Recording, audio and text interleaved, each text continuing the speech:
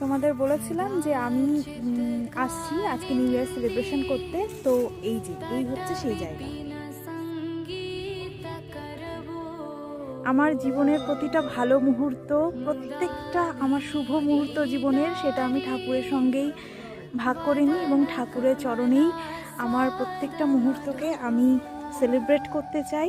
প্রত্যেকটা মুহূর্তকে। এখানটায় হচ্ছে জগন্নাথ মন্দির, আর ওই পাশে হচ্ছে শিব মন্দির আছে, রাধাকৃষ্ণ মন্দির আছে, রাম মন্দির আছে।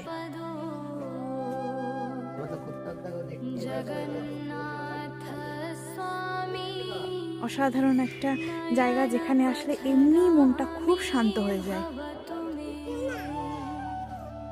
আর এই যে আমার দুষ্টুটা, আমাদের ওখানে খাবার নেওয়া হয়ে গেছে, এবার প্রসাদ নিয়ে নিয়েছি, এবার বাড়ি যাচ্ছি। আর এখানেও পুজোর প্রসাদ আছে।